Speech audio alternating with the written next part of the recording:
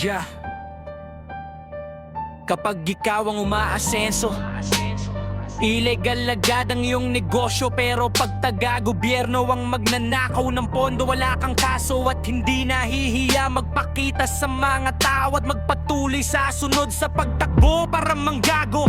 Diyos ang gumawa ng salibutan at sila ngang may karapatan magparusa sa taong makasalanan. Bakit ang tao humahatol sa kapwa sa kulungan na wala naman sila sa pinangyarihan? Tao ka lang at hindi perpekto, bakit mo husgahan ang kapwa mo? Di mo man alam kung ano ang totoo, nasaan ang katarungan. Pag mahirap husgahan at pahihirapan, pero pag mayaman may karapatan at binabayaran kalayaan. Kapalit sa ginagawa nilang kasamaan, kamatayan hindi mo yan matatakasan. Pagdating sa langit, ikaw pa rin ay parurusahan dahil sa mga ginagawa mo dito sa lupa. Nakasamaan ang utak inilagay sa itaas upang kayo sa kapahamakan. Maligtas ang puso inilagay sa ibaba upang kayo makaramdam ng pagmamahal sa kapwa. Pero bakit kayo sa kayamanan nagpakatama? Sana hindi mo naman mapapakinabangan sa buhay na walang hanggan.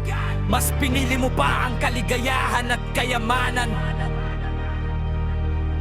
Kapag ikaw ang umaasenso, ilegal agad ang iyong negosyo. Pero pag taga-gobyerno ang magnanakaw ng pondo, wala kang kaso at hindi nahihiya magpakita sa mga tao at magpatuloy sa sunod sa pagtakbo para manggago.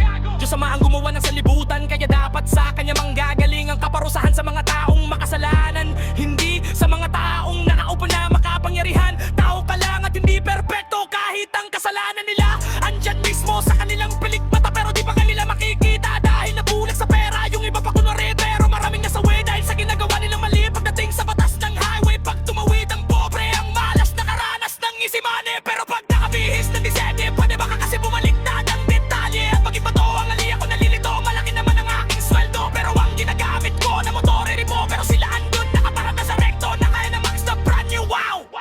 Ganito na lang ba ang ating kapalaran? Napakapaka ng karapatan at husgahan.